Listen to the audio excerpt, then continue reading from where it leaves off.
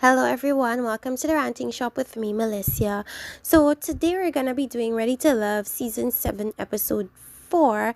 And I'm very sorry that I've been so tardy with the last episode, but it's kind of vacation time, and so I've been lacking. Okay, so in this episode, it's called Advocate Sue. So the guys are meeting up to go fishing, and they're talking about like who each other is vibing with, who they're not vibing with, and the whole process and everything. And then Tommy comes in and announces to them that they're gonna be going on a yacht and getting to know each other on that yacht. So that is what's gonna happen. Predominantly, a lot of things are gonna be happening on that yacht.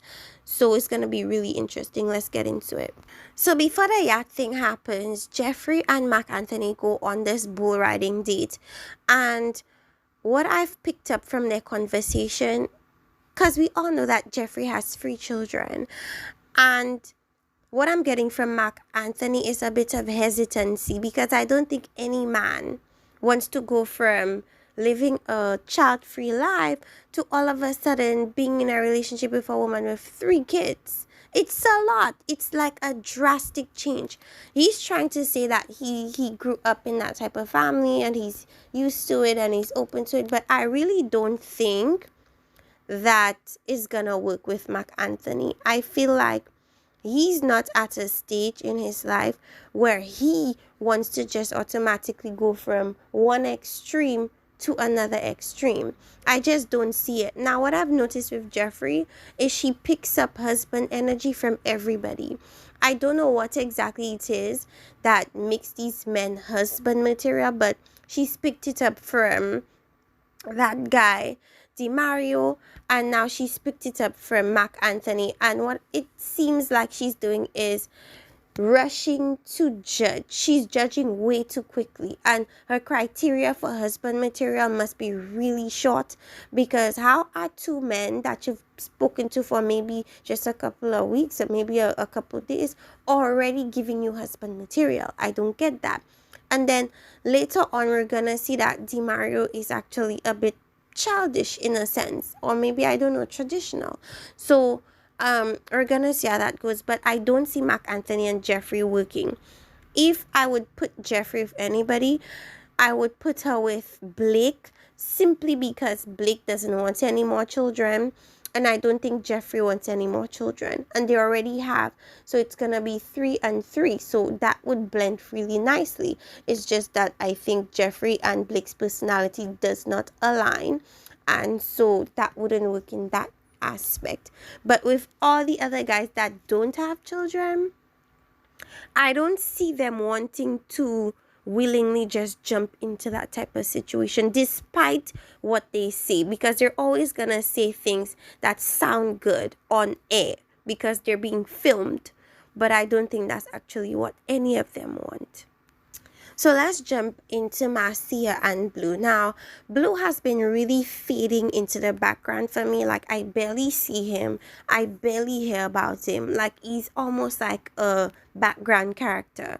But he's on a date with Marcia, and he's kind of friend zoned her in a certain regard, because I guess she has too many no's, things that she will not be interested in participating in. And you know, a lot of these men prefer somebody more open-minded, I suppose. So, they've kind of been friend zoning Marcia. And in that regard, it's like, once you've been friend zoned, that's like the kiss of death. Like, you're gonna be eliminated now or later. You know what I'm saying? So that's not a very good sign that Blue is saying that her do's and don'ts give him friend energy and so forth. So they're heading towards the boat now. It's the next day. It's the yacht party. And unfortunately, Andre is unable to join them because he has been diagnosed with COVID and or C-19. And that's really sad, because I would have loved to see him and Cynthia really build on their relationship, because towards the ending it looks like, before he got the flu or whatever, it looks like him and Cynthia were really building something strong. So that's really disappointing. And of course, Cynthia was really disappointed, and Jeffrey was as well. But yeah, that was really sad to hear.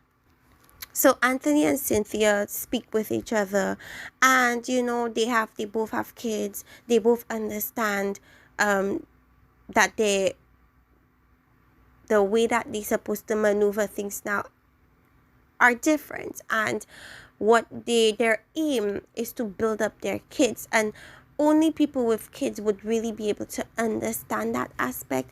So at the end of that whole conversation, she saw him kind of as a male version of herself, which could be a good thing and a bad thing. But all in all, it speaks to the fact that they did bond, and they're either very much alike, or their goals are very much alike. So that's a good sign.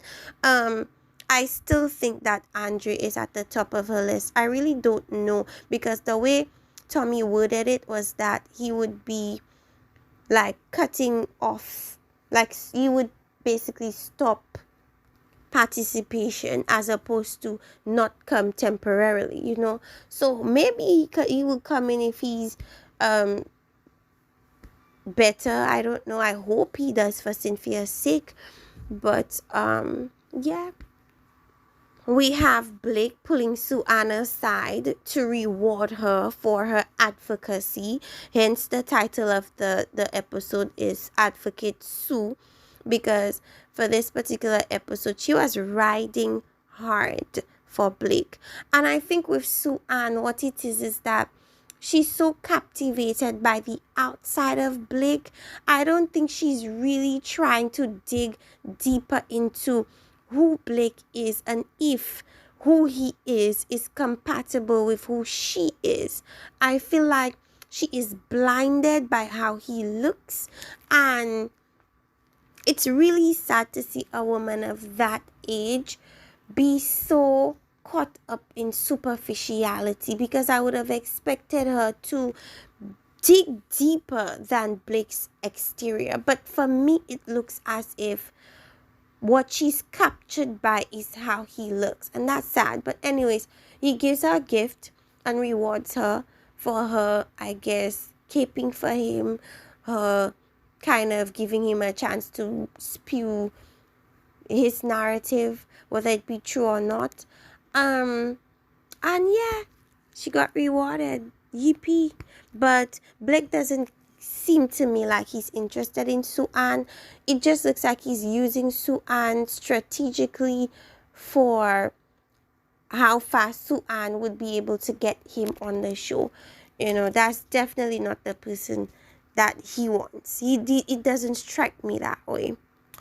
So Morgan and Tony, it just looks to me as if Morgan is clearly so into Tony, and she doesn't know if Tony is as into her, because maybe he's still talking to the other women. Maybe he's still like has not made it known that she's the one he wants to go forward with. But I feel like it's a bit much to ask for that so early on in the process. And a lot of women end up doing this thing and falling into this trap of, I've already chosen you, what are you doing? And like waiting for the man to meet them where they are.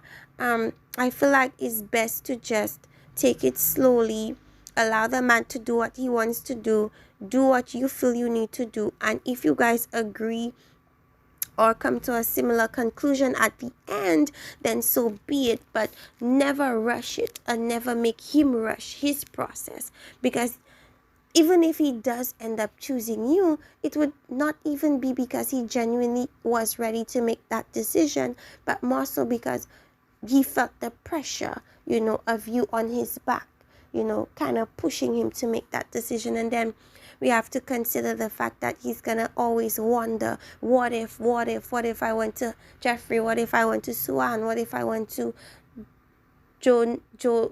Jocelyn, I forgot her name, how would that have been? So it's always good, even if you feel anxious and you feel like, why isn't he making this decision, allow him to do it in his own time that's important. And I feel like Morgan is beginning to get a bit impatient. Now, granted, a lot of contestants have said that the way they chop up the episodes, it's not in order of what happened. So this could very well be very far down the line and she's in that headspace, as opposed to how we see it on TV and we see it as, oh, it's only episode 4. But that could have been a conversation they had way later on. We don't know. If that's the case, then I don't know. But how we consume it as viewers is that she's beginning to get a bit anxious, and it's not a good look. It's not going to be a good look for her. Clearly, she's fallen. And clearly she seems more into Tony. And Tony has a bit more restraint. But we'll see how that goes. But there's something about Tony that's really scary. Because he could get you really easily if you don't check yourself. And you might end up getting hurt if you don't check yourself. That's why I say that she just needs to control her emotions, step back, observe his actions, and just take it from there. Like, that's the best you could do.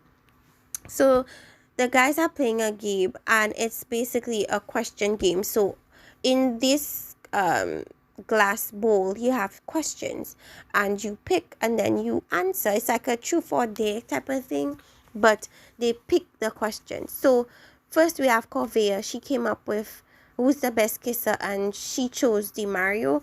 Even though I've never seen her and DeMario share a kiss, I don't know if she just chose the person she has the best connection with, as opposed to the actual best kisser, because I doubt she's kissed everyone. So I don't know. So DeMario pulls out his tongue, and she's like, oh, that's so disgusting. Whole time she likes that stuff. Whole time she's liking that stuff. So I just feel like she's a little bit pretentious sometimes, but whatever.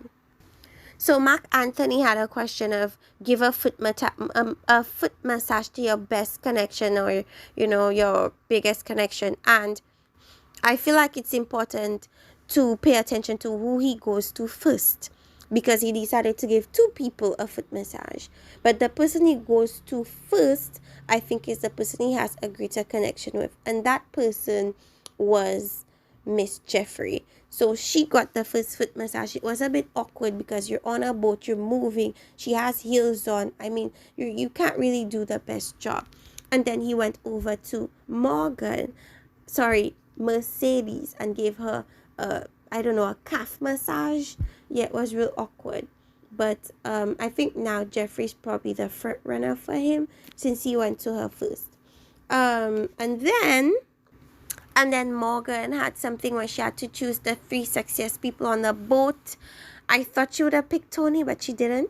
She chose Lyndon, which is crazy to me, because I don't know how you could look at Lyndon and think sexy. It's just difficult for me to see.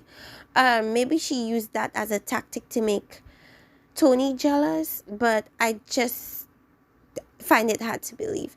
She picked Lyndon. She picked Marcia, and Marcia is curvy. Marcia has body, and last but not least, she picked her damn self, and kudos to her for that. That was like a player move on her part. Yeah. So, it's really funny, because now I definitely feel like Morgan did that on purpose to make Tony jealous, because there just ain't no way Lyndon is the sexiest man on the boat. There just ain't no way. I would personally choose Tony or Marc Anthony, but that's just me. So last but not least, we have Jeffrey, and Jeffrey had to kiss the guy she has the strongest connection with, and we know that she has connections with Andre, DeMario, and Marc Anthony of recently, and she chose Marc Anthony, and she kissed him, and DeMario just was not interested in seeing that. He felt like she should have shown a bit of restraint. Maybe should have kissed him on the cheek. Maybe shouldn't have kissed him at all, considering she also had connections with him.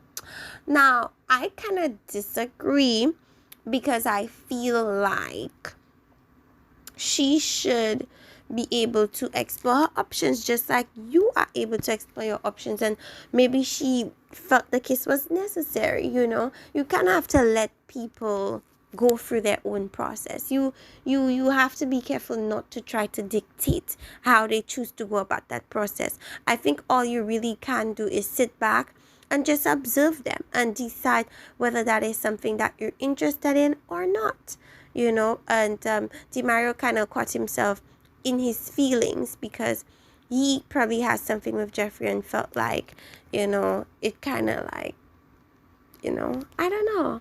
But I think his response was, I think it's normal, but I think he should also keep his emotions in check. But I already saw a glimpse of next episode, and his emotions are not gonna be in check. So anyways, that was that. I felt like Mercedes was a bit, jealous. I would be jealous too. But I also feel like this connection came out of nowhere. So it's like new, and then it's just full force, and I'm like, what's going on? Like, I have whiplash. But yes, they clearly have something brewing with them. So Jeffrey and Mark Anthony are clearly spending a lot of time together. They're gazing at the view and, maybe speaking to each other and stuff. And I think that's the moment where Blake comes in and like tries to get Jeffrey. And essentially what he's trying to do is to get her to, I don't know, apologize. I really don't know what it is, or make her know that he knows what she said. I don't know exactly what it is, but he couldn't even really vocalize what it is he was pulling her aside for, which I think is very much it lacks like guts. Like, if you have the guts to pull her aside and say you have something to tell her, why not just be very honest as to what you have to tell her? It's clear that he's trying to not rat out Sue Ann, but that's kind of dumb. She's always gonna know Sue Ann was the one that told him, because just of the way he was being really like shisty, as opposed to saying like, who told you and what did they say, just as easily as Sue Ann was ready to like blast Jeffrey all out to him. I feel like, I guess, I don't know, I just feel like if you're gonna accuse somebody of doing something, I feel like it's important to be very transparent as to who said what. And the reason for that is you need to be able to know, first of all, did that come from a verified source? Is it something that I could deny? Like, you need to know all the information so you could be able to come up with these conclusions. And I just don't feel like it makes sense. Don't confront me with stuff if you're not going to tell me who said it and what they said. Because off the bat, it's like, I already don't want to know what you have to say. And I think that's the way he was trying to approach it, and Jeffrey was just not having it, and I agree. And so she then went over to Sue Ann, and Sue Ann had a lot of stuff to say. So clearly, just based on that, she already knows Sue Ann is the one that told Blake what the thing that she said in the women's lounge. The thing about it is, the women's are supposed to be a place where the women are supposed to talk freely, but there's always this one woman who is, I wouldn't say male identified, but there's always this one woman who is gonna run back to a man and say, you said A, B, C, D, E, F, G, and that's always the problematic ones. And in this case, it's Sue Ann. Do I agree with what Sue Ann is doing? No. I feel like she should sit back and just observe things as opposed to jumping to defend somebody. And the thing with Sue Ann is like, she wants to believe that Blake is this good guy because she likes him, she's interested in him, but I haven't seen Blake give her anything to be so confident about him for. You know what I'm saying? So I'm just so baffled and confused right now. And then we have DeMario and Corvia. They definitely have something going. You could tell that that is the person that Corvia is 100% into. I don't think she's into any other person. I think they're really a good match, but I also think that like he's also very much into Jeffrey as well. So I don't know where that's gonna go. We're gonna find out later on. And we have Lyndon and Morgan. I just don't see it for Lyndon. I really just don't. Lyndon always looks like he's tired, he's sleepy, and he just rather be at home. But for some reason Morgan finds something attractive in him. I really just feel like she's just exploring her other options since she feels like Tony has not decided where he wants to be. So in a sense, Lyndon is like a pawn. So I'm clearly detailing this out of order. Anyways, we have Jonique speaking with Tony, and she's talking about her past hurts, and she breaks down. And guys, I guess like when women are vulnerable around them, because it shows them that women can be soft and women can be vulnerable. But I don't get Tony and Jonique being a thing. Like, I don't see him being as interested in Jonique as he is in Morgan. But he definitely has an interest in Jonique, but just not as with Morgan. I just feel like Sue-Ann looks really stupid, because for you to be so confident that and choose a man's side. I mean, women always do this on each episode. They choose to believe the lying man versus their fellow woman, and that's crazy to me. And then they always end up hurt, and then they wonder, oh, why did he do me like that? Well, it's because you chose to, instead of listening to other women and their experiences, you chose to believe a man who is obviously going to lie to you, because what Jeffrey said doesn't sound good to own up to. So of course he's not gonna own up to it. Like, come on, Sue-Ann. So it turns out the guys have to decide who they want, who they don't want. And a lot of the men mention Corvea, a lot of the men mention Marcia being friend zoned. And we all know that they have a lifesaver thing that they can use if they don't want any woman to be sent home. So DeMario was arguing with Mark Anthony, because Mark Anthony didn't want to use it because they can only use it one time, and he felt like now, like, people are just starting to know each other, and you don't know how strong your connection will be down the line. But I think DeMario's mindset is more so like, Corvea is my only connection, so if she gets sent home, I'm stuck, and he didn't want to really be put in that type of position, so he was like really fighting, and they were just going back and forth about it. So right off the bat, the three women they chose to put in the bottom was Marcia, Corvea, and Jeffrey. Now, I'm kind of a bit confused about Jeffrey, because Jeffrey is vibing with Mark Anthony. She's kind of vibing with DeMario. She probably left a bad taste in DeMario's mouth, but she's vibing with people. Marcia is predominantly friend zoned, and people don't really like Corvea, because I think Corvea has made it known that her only interest is probably just one or two of the guys. So I don't know, it's weird. So we left on a cliffhanger. We have no idea who's gonna be sent home. It's either Jeffrey, Corvea, or Marcia, and I don't know, like, I have no clue who's gonna be sent home. In my opinion, it's probably Marcia, because I don't see her in the previews, but I don't know. The jury is still out. You guys let me know, who do you think is gonna be sent home next episode? Is it gonna be Jeffrey, Corvea, or Marcia? Let me know in the comment section. Like, subscribe, and see you guys next time for another review of Ready to Love on The Ranting Shop. Bye bye.